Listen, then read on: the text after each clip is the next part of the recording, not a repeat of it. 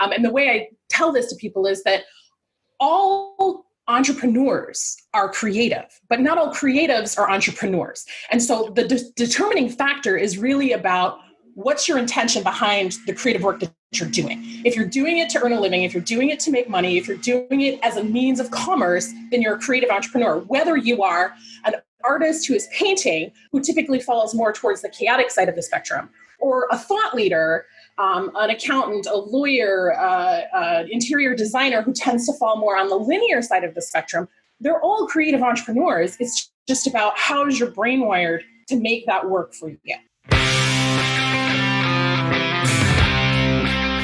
Welcome to the Certified Badass Online Marketing Podcast, where being a badass has less to do with what you wear and what music you listen to, and everything to do with whether you've got the thriving online business of your dreams. I'm your renegade thinking Harvard Law grad turned online entrepreneur host, Bobby Klink. In my years building my thriving business, the most important lesson I've learned is that being a badass online marketer isn't about secret strategies or ninja tactics.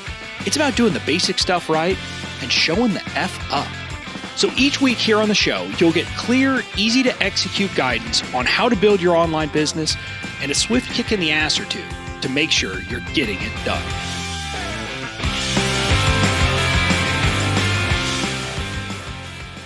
Hey there. Welcome to episode 179 of the Certified Badass Online Marketing Podcast. I'm your host, Bobby Klink. And I'm excited for today's show because it's the second in a series where we're talking about recognizing your strengths as an entrepreneur and understanding how that affects the business you should build, the kind of way you should approach business, and all the things. So last week, you had an episode from me where I asked you, do you know your core competencies? I just talked about how it affected my business, how it affected my life.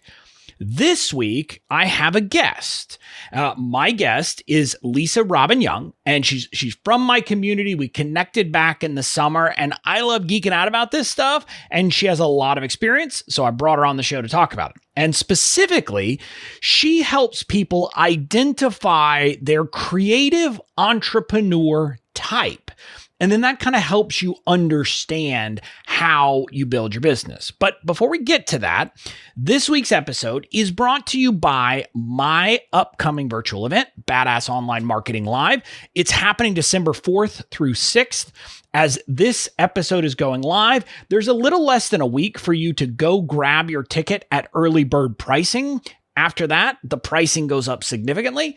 So now is the time to go check it out. You can get the details at bobbyklink.com/bomb live, BOM live, bobbyklink.com/bomb live. Now, at the event, among other things, we're going to talk about how you have to be thinking about your strengths, your weaknesses, what you're good at, and all of these things we're talking about during this 3-episode series. And we're going to talk about how that affects your business. So we're going to dive into that during the event. So that's just a piece of it, but it's one piece. If you're liking this series of episodes, you're going to love the event because we're going to go really deep on it. But we're also going to do the other stuff. So again, you can get all the details at bobbyklink.com/bomb live. Now, back to Lisa. So Lisa is, again, I said she's someone in my community. She responded to an email I sent. And we started having a conversation. I kind of looked into what her background was, what she did. And I was like, oh, wow, this is really cool. And so she has an assessment on her site that helps you assess what your creative entrepreneur type is. I took it. I got an answer, and, Lisa and I talked about it, and she said, oh, well, you've got the same kind as Mike Michalowicz. And I was like, well, that's interesting, because I wouldn't have necessarily thought that. But it was very interesting, and in the interview, you'll hear we talk about these things and how kind of what it means and how, my particular type affects things, and she talks about all of that. So that's fun because we talk about that. But also, I got to be honest, Lisa and I Talked about a lot of stuff. And candidly, this episode, we recorded it a while back. It's been a few months. I don't know exactly how long. We did that because originally I thought I was going to do this series a bit earlier than I did, but it's still a great episode. It doesn't matter if it happened a couple of months ago because it's the same information. And so, you'll hear we're talking about a lot of stuff. But the cool thing was that Lisa and I, we talked about strengths, but we also talked about other things. And it's one of those interesting pieces where you sometimes find something that someone in the space who you're like, yeah, we click and we do. She and I have kind of some of the same thoughts about what we see in the space, about the people who are promoting things as if it is the only solution and as if it's, some magic pill. So it's a great interview. Now, without further ado, here's my interview with Lisa Robbin Young. Welcome to the show, Lisa. I'm excited to have you and to have this discussion about your kind of creative entrepreneur assessment and how that affects people's business. So welcome to the show. Thanks for having me. I am super geeked. I love talking about this. I love helping people understand where they fall on the spectrum and how that helps them be better business owners and really better people. Ooh, better people. We all need that. So yeah, sure. I like that. I did a brief intro and, in the intro, I mentioned that, I connected with you in a different way, but, saw that you were doing this. And so I said, hey, I love this stuff. I geek out on this stuff. So I got to have you on the show. But I want you to introduce yourself to the audience, Lisa, because you're going to do way better than I ever would. So go ahead, tell my people who you are, what you do, and how you help people. Yeah, so Lisa Robbin Young is a creative entrepreneur. I have written 2 best-selling business books. I'm working on the 3rd. I've recorded 3 full-length albums. I'm working on the 4th. So I've been doing this a long time. I've also been a business coach and helping other creative entrepreneurs for a little over 25 years in the online space. Like, I cut my teeth on internet marketing back in the early days. And so now my focus is helping creative entrepreneurs build businesses that are profitable and sustainable without them having to sell their souls to do it. I mean, that's really the crux of what I do. And then the assessment helps me figure out how to help them get there. Yeah. And so creative entrepreneur is this word that I hear a lot. And maybe I'm not creative enough to understand it. But how do you define the term creative entrepreneur? Because I actually think I am creative, although I would probably not be classed as a creative entrepreneur. But so how do you define it? Yeah, you are actually a creative entrepreneur. And the way I tell this to people is that all entrepreneurs are creative, but not all creatives are entrepreneurs. And so the determining factor is really about what's your intention behind the creative work that you're doing. If you're doing it to earn a living, if you're doing it to make money, if you're doing it as a means of commerce, then you're a creative entrepreneur. Whether you are an artist who is painting, who typically falls more towards the chaotic side of the spectrum, or a thought leader, an accountant, a lawyer, interior designer who tends to fall more on the linear side of the spectrum, they're all creative entrepreneurs. It's just about how is your brain wired to make that work for you. Yeah. And so I love that description because I think that's right. Because look, when I look at like my strengths, some of my strengths are ideas and things like that, which is about being creative. I naturally see things and put, I don't know why. I guess I know why everybody uses the Lego example. But I'm kind of like, I see Legos and I put them together in different ways than other people. So, and that is a level of creativeness. So I think everybody should understand. Yeah, creativity doesn't really come in just one particular form. I mean, if you look at what we typically classify as creative, there's a huge array of different types of creativity. But then there's this whole other end of the spectrum of creativity that so many people don't think about until they dive a little deeper and go, oh yeah, really, that is creative. You do have to be creative to invent, to innovate, to see things differently, to see patterns that other people can't see. Those are all different types of creativity, and they're just as valid and valuable as the painter or the singer or the dancer or the healer that is more outwardly visible as a creative type. Yeah. And I think that's a really good way to think about it. And I love that. So I wanted to start with that because I didn't want people to tune out and say, oh, I'm not creative. Because, let me just be honest. If you're not creative, you probably shouldn't be an entrepreneur. So if you're listening here, I hope you're creative because marketing is about being creative. Being an entrepreneur is about being creative, even if it's creative in a non-traditional way. So now with that, Lisa, you have this assessment and you call it what, your creative entrepreneur type. What is it? Is that, am I giving it the wrong name? It's the creative freedom entrepreneur type spectrum. I throw freedom in there because creative freedom is my brand, but it's basically about helping you identify what type of creative entrepreneur you are and where you fall on the spectrum. Okay, so let's walk through the spectrum. You mentioned there's chaotic, there's linear, and then there's something in the middle called fusion. So kind of explain what this spectrum is and how, what the different kinds of, I guess, people or whatever. Sure. So when I was developing this, it really came out of a frustration that I had in my own business. I had been working with so many different kinds of people that I couldn't see the patterns. And I'm a pattern finder. Like, that is my wheelhouse. Help me find the patterns so that I can help explain and make things easy and get people to where they want to be.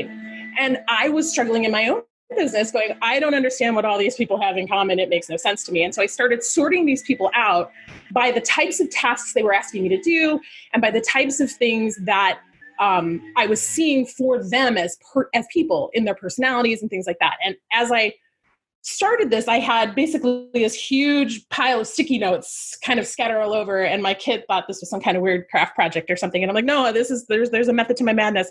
And 72 piles became 12 piles, and 12 piles became 3 piles, and 3 piles became 2 piles with a few stragglers. And I'm like, why don't these fit? And the more I looked at these 2 piles, there was one pile of people that were very chaotic in their approach, very stream of consciousness in their approach to everything that they did, to the decisions that they made. And then there were these people who were very linear, very process-driven, detail-specific, step 1, step 2, that was their mode. And then I had this handful of stragglers that didn't really fit either because they could kind of go either way. And I'm like, this doesn't work for me because I fit in the handful of stragglers. Like, there's got to be something here that I'm missing. And so I pulled those piles apart and started kind of shaking them together. And I'm like, okay, what I really have is a spectrum. It's not this or that. It's like we fall on this continuum of very chaotic and very linear. And the people in the middle are these fusion creatives, of which I am one. We stand with our feet kind of in both worlds. So let me talk through the 2 primary types, and then you'll start to see how it all comes together. A chaotic creative is someone who we typically classify as a creative. They are often in the visual or performing arts. They think non-linearly, right? They have this stream of consciousness, go with the flow, trust my gut approach to almost everything that they do. Schedules and deadlines weigh them down, make them feel very frustrated and penned in. It can feel like a prison if they have too much structure. On the other end of the spectrum, we have these linears who are like live and die by systems and processes and orders of operation and deadlines and budgets. And like, that's their jam, right? And there's nothing wrong with either one. Like, living in your zone of genius is how you make the most money, have the most success, feel and experience the most success, because that's the thing, right? Like, people can be successful and not feel it because they're not in their zone of genius. They're not doing the things that are filling them up. They're bogged down in the stuff that's draining them. And so these linears need these systems and structures, whereas the chaotics, they eschew that. They're like, I want as little of that as possible. Now, they still need some. They call it ritual. They call it sanctuary. They don't use the same language. And that's part of what makes these people so different. So then there's these fusions like me who stand in the middle with kind of one foot in each world. We need that go with the flow, trust your gut energy. We need to be in that regularly. But if we're there too long, the linear side of our brain's like, girl, you need some systems, you need some processes, you need to get this itch figured out, right? And so then we switch back to the other side. And then when we're over there in systems and processes too long, we're spending too much time in the linear, our chaotic side's going, but I feel like I'm in a prison and I just need to get away and I need some freedom. And this just is so oppressive. And so we have to walk the line, this balance between these 2 extremes. Now, the interesting thing about this is it's a spectrum. And I have yet to meet someone who is 100% linear or 100% chaotic. So we have these people who fall kind of between the fusion and the linear, or between the fusion and the chaotic. And these are our cusp types. Now, the thing that makes them a cusp type and not a fusion is what happens when they go into problem solving mode. When things get hard, what do? Do you lean into, this is the way we've always done it, this is a process and a system that works, this is how we figure out the problems? Or do you go, I'm just going to trust my gut and throw it up to the Lord and it'll all shake out in the end and it'll all be fine, right? If you're leaning into that chaotic energy, you're a chaotic cusp. If you're leaning into that linear energy, you're a linear cusp. Because at the end of the day, when the chips are down and things are really hard, we default to what is natural for us, what really comes natural to us when we're in a high stress situation. And for those linear cusp types, it's that linear way of thinking.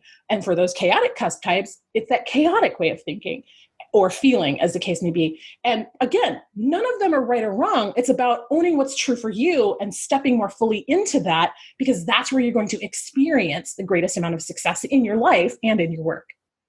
So I love that. And a couple things. One, I love that you did voices there, because like yesterday I was just recording like a solo episode and I was doing voices like, kind of the same way. And it's hilarious. I love that you totally did that. A character. I am totally a character. Yes. So I love that. But also one of the things that listeners, I want you to pick up on, I don't remember what episode number it was, but I did this episode where I railed against people saying you have to use a physical planner, like a day planner, because so many people in our industry are talking about, oh, you got to use this. And I've tried, and literally I've never gotten more than like 2 or 3 days in. And then I'm like, whatever. And so I think, and again, Lisa, this is where the question is. My expectation is that essentially that is an example of people who aren't linear thinkers being like trying to say, oh, well, these linear thinkers say I'm supposed to be using a planner, so let me use a planner. Is that basically what that is? Yeah, I see a lot of identity shame. And as I will speak to my own assessment versus the droves of assessments that are out there, that you witness this in those things as well, right? It's like, oh, I'm not that type, so there's something wrong with me. I should be more like that type. And that's not true. The reality is, and I'll use planners as an example, everybody comes to the table with a different set of needs. And planners, especially mass market planners, whether they're digital or physical, are designed for a mass market. And you probably are a little more unique than the mass market. So you have to take what works for you and ditch the rest. I have spent years fooling around with different kinds of planners, but I live and die by my Google Calendar because it's on my phone and it's everywhere I go and it's super easy and portable and I don't have to stress about it. But when it's time for me to sit down and plan, like do my quarterly plan, my annual plan, my semi-annual plan, I bust out the paper and I have planning pages that help me walk through all of the different things that I need to be thinking about. And then I schedule it in my calendar because I tell people if it's not scheduled, it's stressful. And that works for me as a fusion. I get enough structure to help me guide my month, my week, my year. But then I have enough latitude to be like, okay, my chaotic side is not feeling it today. We are not going to do that. And that's going to be okay because we've got a plan for the rest of the week. So when you find the pieces that work for you, it becomes very easy or a lot easier to be able to say, this is who I am. This is how I'm wired to work. And I know myself well enough to know that this is what works for me. And I'm not going to deviate. I don't care what guru over there says, or Miss Fancy Pants over there says, or Miss Six Figures in 6 Minutes says, this is what works for me and I'm going to do it. And there are too many people in this world, especially creatives, who have chained themselves to somebody who has achieved the success they think they want to achieve before them, faster than them, or whatever. And they're like, well, if they've got it, I've got to do it their way. No, or maybe. Right? You have to be willing to take their cookie recipe and modify it to what works for you. Well, their cookie recipe that got them 6 figures in 6 minutes has chocolate chips and walnuts. Well, I hate walnuts and walnuts don't work for me. So the walnuts are coming out, man. Yep. Right? I'm going to throw in raisins or macadamia nuts, or maybe I'm just going to pull everything out and just have a nice little sugar cookie. That's okay. And here's the thing that more than anything else I've witnessed in the years that I've worked with my clients is everybody wants it now. Everybody wants it fast. And you have to look at your container. How much can your personal container hold? Whether that's your physical body or your emotional space or your calendar. What can your container hold? And you don't know what 6 figures in 6 minutes has been doing to either wreck their container to get there or what kind of support they have to get there. You have to look at your container, stay in your lane and be like, okay, this is what I can do. And it may mean I have to go slower. It may mean it'll take longer for me. But if there's something that's really important and I really want it, then this is what I got to do because this works for me. And when we can stand confidently in that and let the speed racers go by us, success comes and we actually get to experience what it feels like to be successful instead of always looking beyond ourselves, always looking out there going, but they've got it and I don't. Instead of going, wow, success is a destination and I'm already here. Like this is success today. Being here with you, Bobby, that's success for me today, right? And I'm hoping that that success leads to different success tomorrow so that it looks different tomorrow and the next day and the next day. We have to stop thinking that success is way out there somewhere. And we have to start experiencing it right now in our bones where we're at today. And if you don't like the way success feels today, what are you going to do differently so it feels different tomorrow? Period. I think, I think I could have just let you talk about that forever because, and one of the things like that I think my audience has gotten used to, and that you kind of said, you talked about the creators looking, or the creative types looking at, these other people and trying to chase them. I'm actually going to call out the gurus themselves because too many of the leaders in our space, and again, let me be clear. Quote unquote leaders. Let's be clear. Quote unquote. Well, right. And again, I mean, some of them are leaders or whatever, but I guess my point is like, the problem is too many of them, I think, don't even recognize. And so it's not that they're being disingenuous about it. They don't recognize that they're teaching what worked for them based on the fact that what worked for them fits their personality type, fits their particular strengths. Mm-hmm. And they just assume that it would work for everyone. And so they're if I teaching. Can do it, you can too.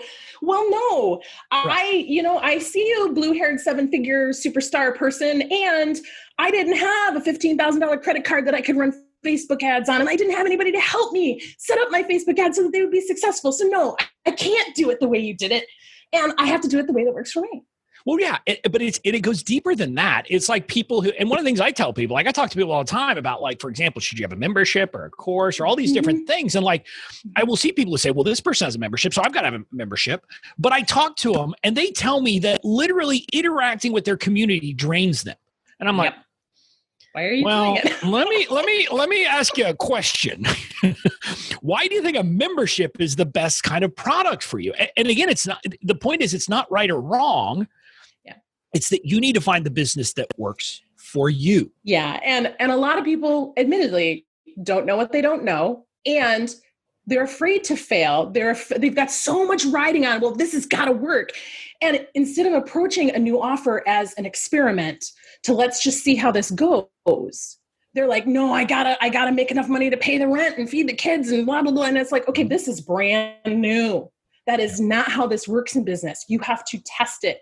Apple doesn't go all in on something they haven't played with and tested for a long time. The reason you're seeing iPhone 12 coming out this fall is because they've been playing with iPhone for a decade now, right? Are we already in 12?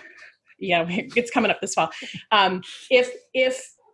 If you're not seeing the success with iPhone 1, there will never be an iPhone 12. And that's what you have to recognize as a business owner is, I'm not a big fan of fail fast and, fail forward, because I think it sets people up for failure. But I think if you're creating something and it's solid and you put it out into the world and you receive the feedback without judgment, just hear what people are saying. And then you can go back to the drawing board and decide, do I want to take that information into account? Or do I want to just stick with what I've got and find a new audience? Like, so many people, and I was working with a client this week who was like, oh, Instagram, blah, blah, blah, blah, blah, blah, blah. It's such a drain, blah, blah. I'm like, do you even want to be on Instagram? Well, I'm a visual designer, da, da, da, da. I'm like, that was not the answer to the question. Do you want to be there? Well, if it was fun, okay, so what would make it fun? Like, let's pick this thing apart. It's your business. It can be easy. You can do it the way that works for you. Even if 75 million followers don't come your way, you don't need 75 million followers if you've got the right followers who want to buy from you, who are excited about what you have to offer, and who want to be part of your world. And especially as a creative entrepreneur who is a thought leader or the face of their brand, like you, Bobby, like me, like several other people I know, they're buying into you. They're buying into your philosophy. They're buying into your approach. They're buying into who you are. And that's what they need to be seeing. And if that's fun for you, then share that stuff. And if it's not fun for you, find the platform that works. There's plenty, and you don't have to be on all of them. Yeah, and I love that, because again, this is an example, I think, of people looking at what's worked for other people and saying, well, I've got to follow them. And this is one of the things, like, I always joke, I suck at Instagram. I don't really suck at it, but I don't enjoy it, because to me, Facebook is a much more my type of thing, because it's about building communities, which is what I naturally do. Yeah. And so it's funny, like, I had that recognition earlier this year that, hey, I don't really have to play on Instagram. I could just play over there, literally play, have fun. And if it works, great. But otherwise, it's just for fun. And so I think that's an important realization. Now, so I took your assessment. What are the results? And I came out as a linear cusp. Nice. What does that mean?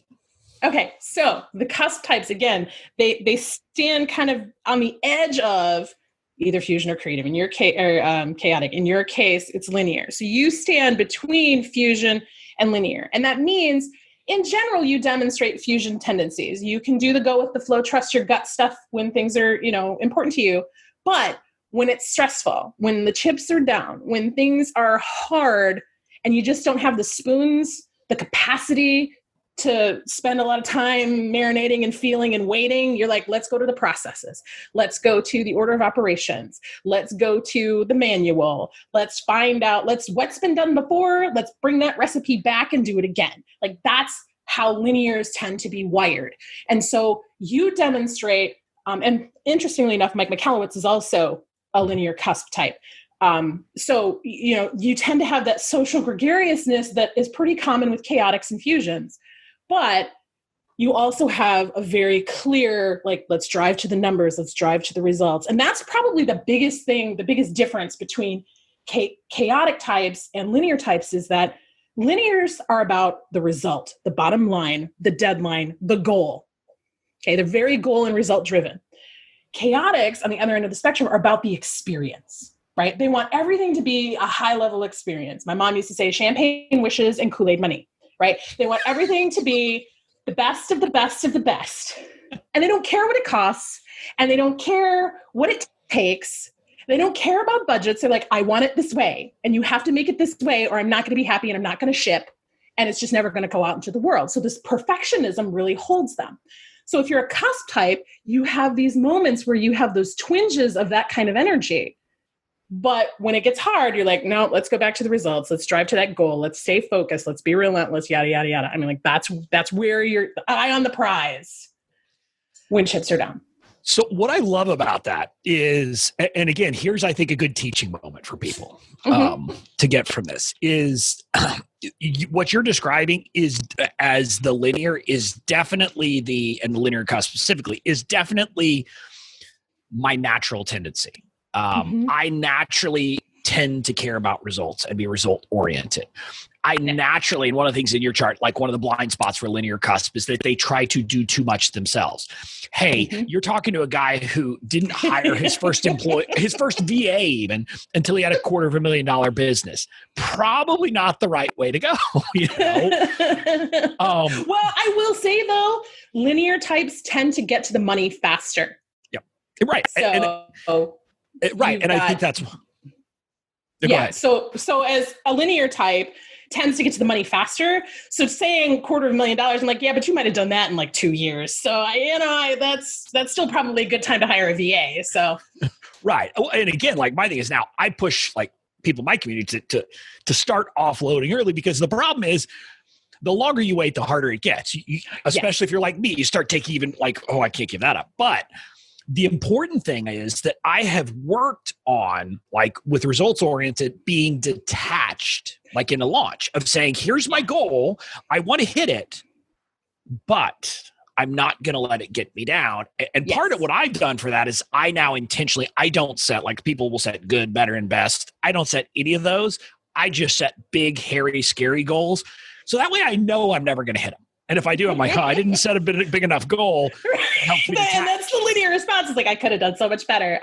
And fusions, we stand in the middle with this idea of we want it perfect and we want it on time, under budget yesterday, right? Yeah. Like, so if it's not all the things, and, you know, you talk about not being able to delegate, because fusions can typically be good at a lot of things. Mm-hmm. We start to carry this guilt of, well, I should do it because I'm good at it. And one of the things that I consistently tell people over and over again is just because you're good at it doesn't mean it's in your zone of genius. It doesn't mean it's what you should be doing, because I am a damn good filer. I know my ABCs really well. I was a secretary for a really long time and I hate filing, but I'm good at it. I hate it. So I'm not doing it anymore, right? So you have to be willing to let go of the good to really zone in on the great. And sometimes if you haven't been doing that great doesn't come easily at first. It's kind of hard. But then once you step into it, you're like, oh my gosh, you mean I can do this like all the time and get paid for it? And I don't have to do that other stuff? Are you kidding me? Like, where do I sign up? Yeah. Well, and what you're talking about, like, as we're recording this, and listeners, we're recording this actually a few months or a couple months before it's going to come out. But as we're recording this, I'm at a point where basically the last 8 to 9 months of my business have been all about me letting go more and more and saying, wait a minute, I can literally just like play around on you know, being the thought leader and doing the deep work. You can just be the owner. You don't have to work in the business. What? Yeah. And I mean, I still work in the business, but I'm like, when I work in the business, I'm working on the stuff that I love doing in the business, not the stuff that it's like, oh, well, you know, somebody needs help getting into the Kartra membership. Let me go and troubleshoot that for them. Right. Exactly. You're not tech support. You don't have to be tech support. Yeah, no, exactly. So I think that's great. But I think, and, you know, I'll put it briefly, but then I want you to describe this because we talked about this before we hit record. Mm-hmm. And, you know, listeners, I may be describing you now. And if I am, I want you to take this to heart.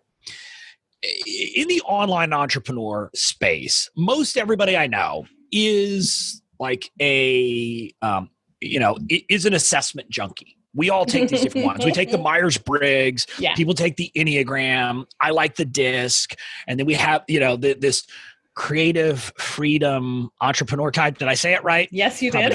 Okay. So we have all of these things. Yeah. But the problem is I see so many people take the assessments and then say, well, like with me, be like, well, I am an ENFP and a DI, but then they don't do anything about it.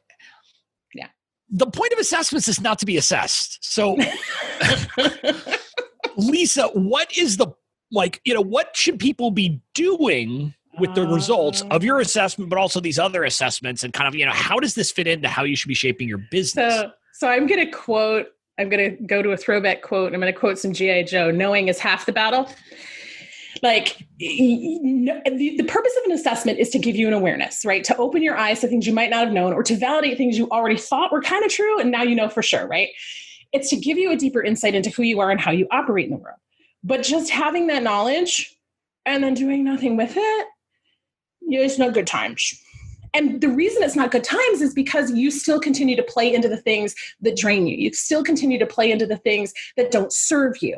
By taking an awareness and really looking at it, I mean, if you're really looking at the assessment results, you can't unsee it. So now that you've seen it, what are you going to do differently so that you can step into those strengths? You know, I know you're doing a Strengths Finder episode, and the reason that these kinds of things have been developed is to help you know yourself better, so that when you show up in the world, in your work, with your family, in any situation, that you can be more authentically you. And I know that word authentic has kind of been thrown around a lot, but there's something about being genuine, especially right now in this environment. We need people to be real, because that's how we know we can relate to you and resonate with you and want to be part of your world. And if you're continuously putting on these masks and not being who you really are, we don't get to fall in love with you. We get to fall in love with a mask. And then when you want to take that mask off, you can't, or you feel like you can't, because, oh my God, they've fallen in love with this thing. And if I don't keep doing this thing or keep being this way, they're not going to love me anymore. Well, you know what? Rip the masks off. Like, that is the thing that I drive my clients to all the time. It's like, if you can't show up and be you in your business, especially if you're the face of the business, you're going to feel heavier and more resentful and do less. You're not going to want to market. It's not going to feel like fun. You're not going to be enthusiastic. It's just too heavy. So when you take an assessment and you find out you're a linear cusp creative and that this is how you're wired, then you can say, knowing that and knowing what do I want to accomplish in my business, where are the gaps? What are the blind spots that I need to fill so that I don't have to lean into the things that don't fill me up. So I don't have to keep doing those things that don't serve me. If that thing still needs to be done to support my business, how can I get that done without me having to be a part of it? And if it doesn't need to be part of my business, how can I let that go? I've got friends and colleagues who are like, I am so tired of doing this thing in my business. And I'm like, why are you doing it? If you don't like Facebook, don't be on Facebook. If you don't like Instagram, don't be on Instagram. Well, that's where everybody is. No.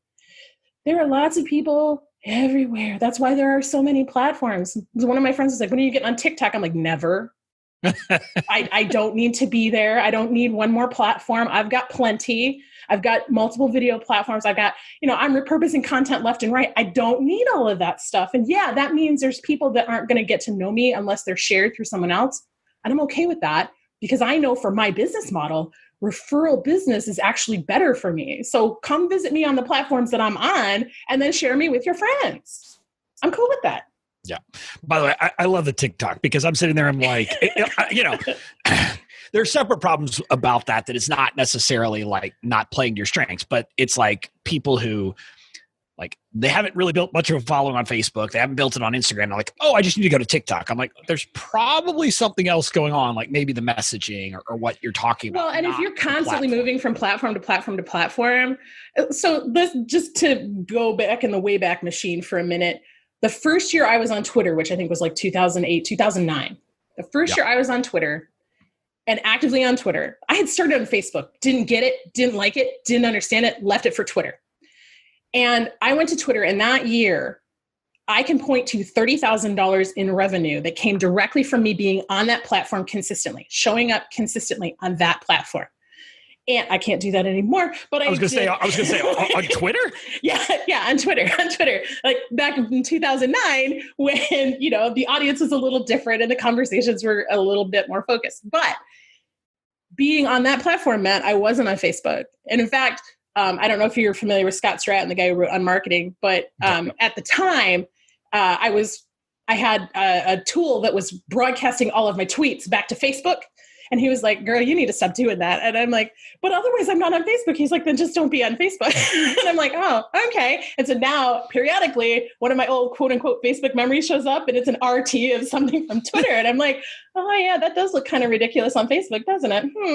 It's about finding the thing that works for you, regardless of, there are still people on Twitter, but I'm not there nearly as much as I used to be. It's doing the thing that works for you. They're everywhere. Yeah, I make fun of Twitter probably unnecessarily. But that's because like to me, Twitter is all about having a megaphone. And I'm like, that's not what social media should be about. But Yeah, and it didn't used to be that way. Used to be that way. The reason I could point to all that revenue is because of the people I could actually talk to there that I couldn't reach on Facebook. I couldn't talk to Kathy Ireland on Facebook.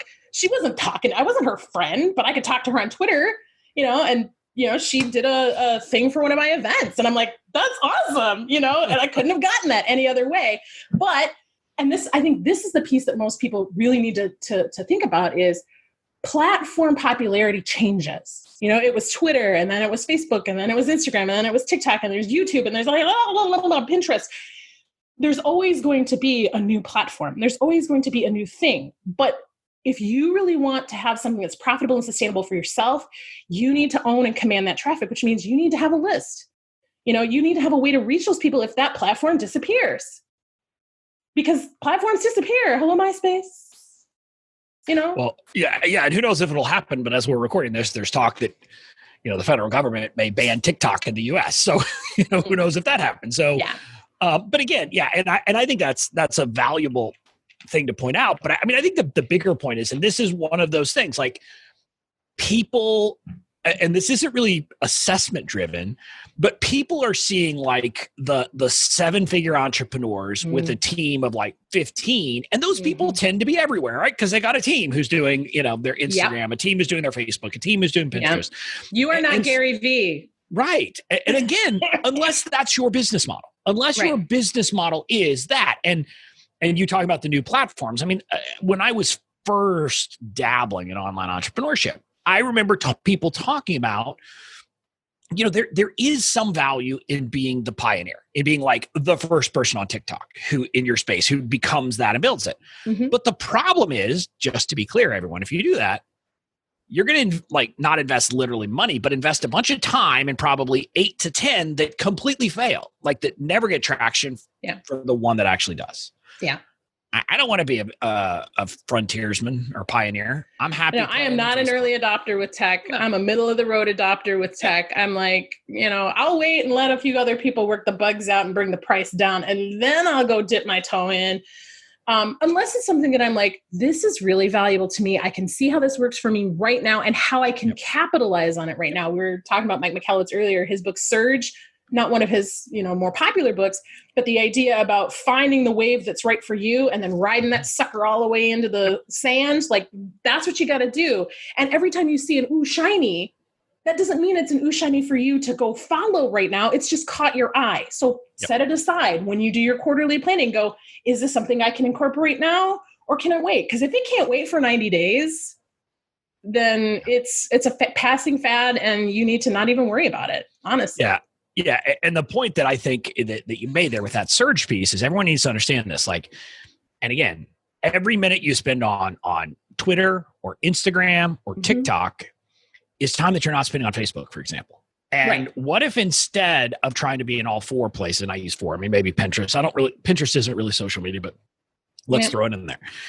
For every minute you spend doing those things, you're kind of splitting your attention, whereas maybe focusing in and doing that can be more successful. And I've told this story, listeners, many times that part of the way I built my business was being very active and just serving the heck out of people in Facebook groups that serve my potential customer.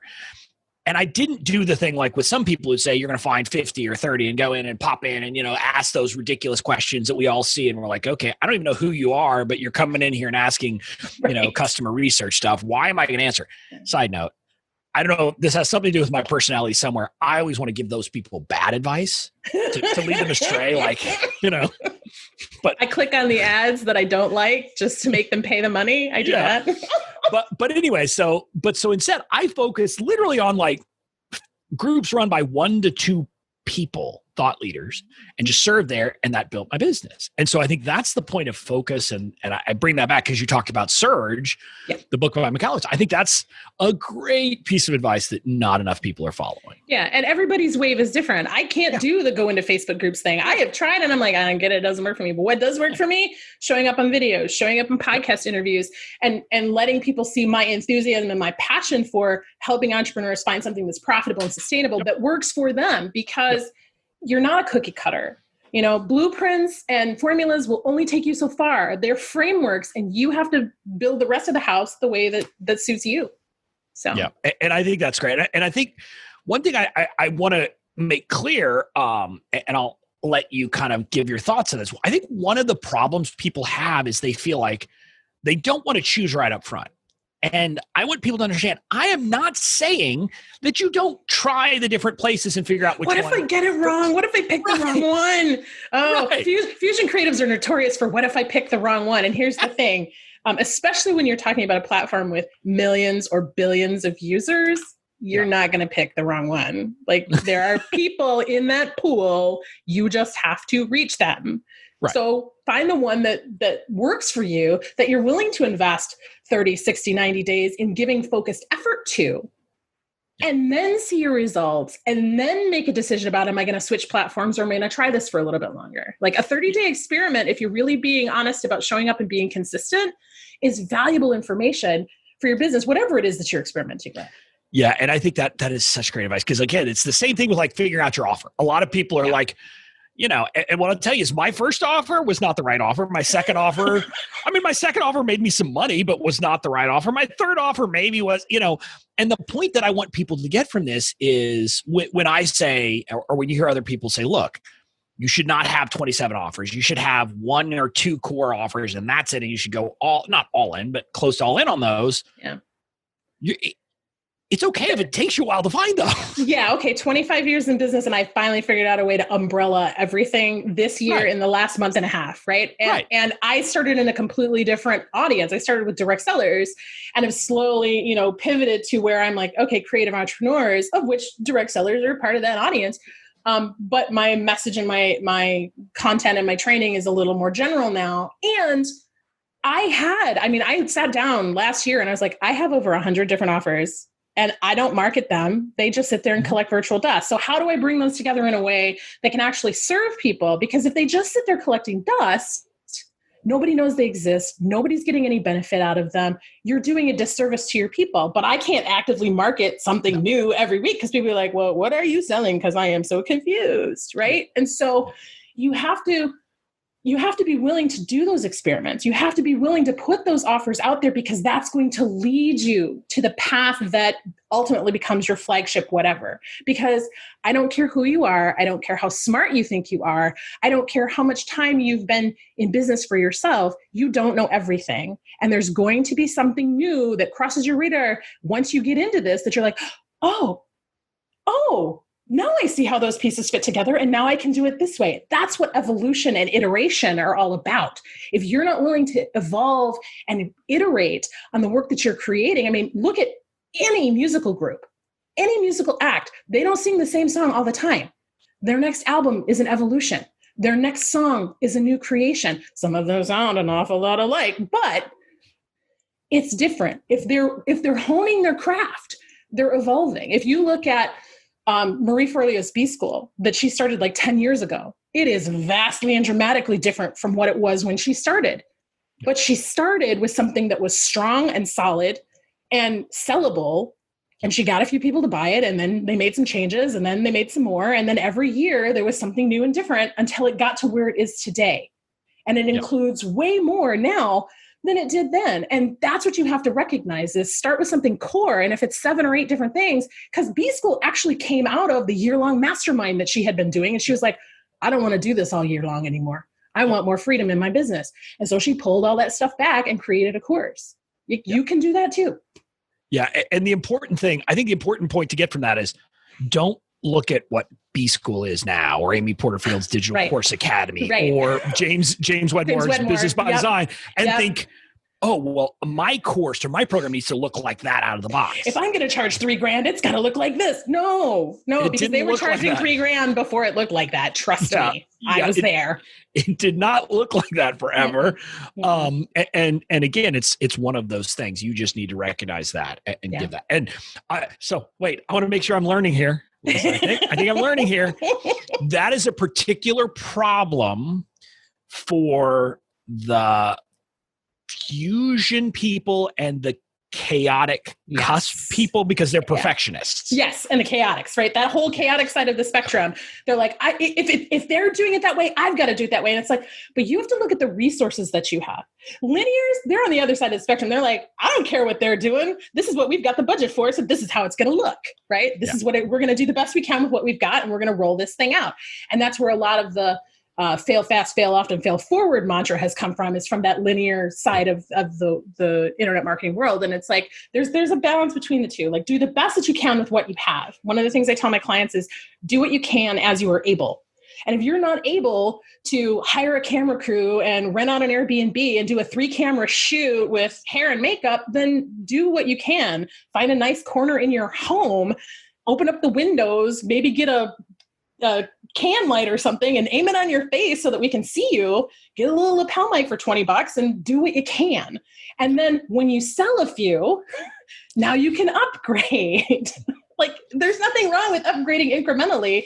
And we, as your fans and your buyers, get to watch you on that journey and go, God, I remember when it was just you in front of your web camera and you're like 2 inches from the camera and your nose looked so big. And now you've got this set, and it gives your audience hope because they're like, wow, I've watched you ascend doing the things that you're teaching me. Yeah. And that's the type of, if you can do it, so can I, that's very inspiring instead of very oppressive. And that's what your audience needs. That's where you need to be showing up for your people. Yeah, it's hilarious that you say that, because if people actually saw what my office looks like, it doesn't look nearly as nice as my background would make you believe. Yeah, so I'm in the middle of moving, and so I've got boxes and, everything's half torn down state. I'm like, well, it is what it is. So, I mean, I've got that, but like second from that, like I just want to make a point. Like now I have a fancy mirrorless camera that I do all my stuff on, and I have a fancy Heil mic. But so that everybody understands, I was doing podcasts and videos for 2.5 years before I upgraded my camera or upgraded my mic. So, well, and I've been shooting my video series now we're going into season 6. I'm still using the same softbox lights that I bought way back in the day. I'm still using a phone to record with a lapel mic to get the sound. I mean, you upgrade as you need to when it makes sense. And I tell people, don't upgrade too soon, because once you upgrade, people expect that level from you from there on out. So better to play small in production value and deliver the value through the content and the quality of the materials that you're offering versus, well, now I'm going to go to all the fancy, because then they're going to expect the fancy all the time. And you may not have the container to be able to deliver like that. Yeah. And again, I think that's an important point.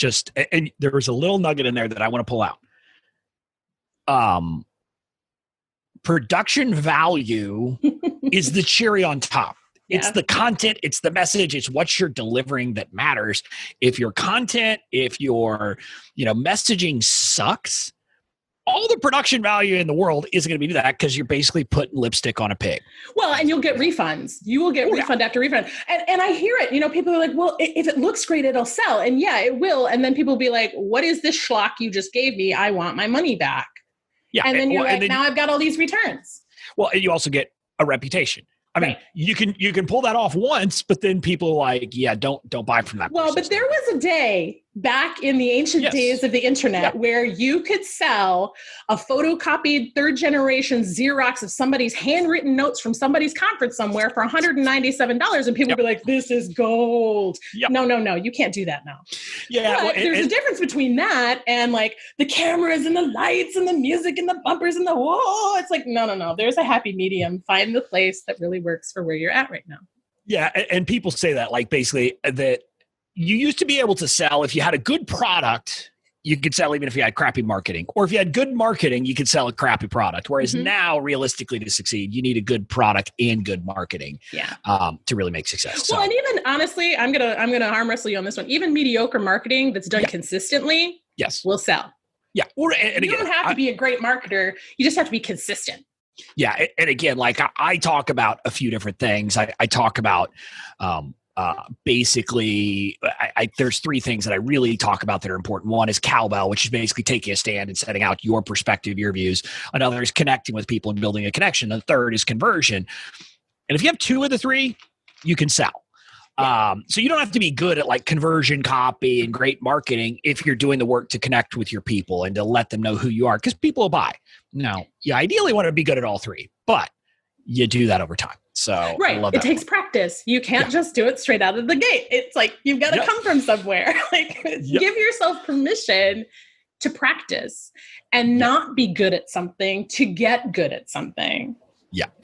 I think that is great. So, Lisa, we clearly could just talk for, probably 57 hours if we did, but that probably is not a good use of your time, my time, or my audience's. So I do want to wrap it up here, but I want you to do 2 things.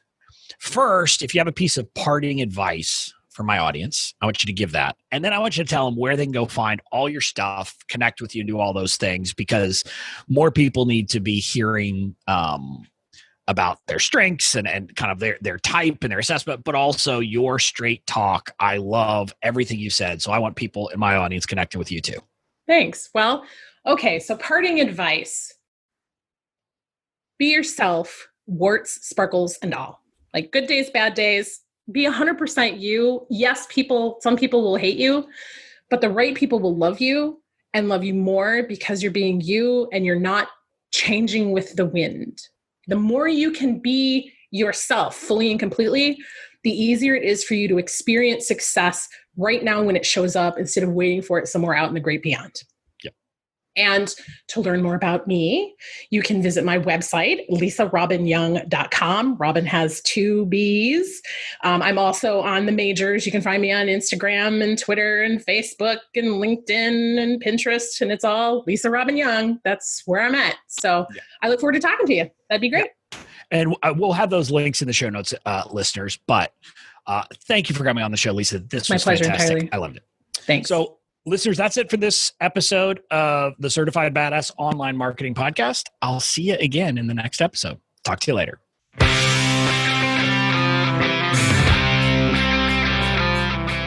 That's it for this episode of the Certified Badass Online Marketing Podcast. Make sure to tune in next time. And in the meantime, go out and build the badass business of your dreams.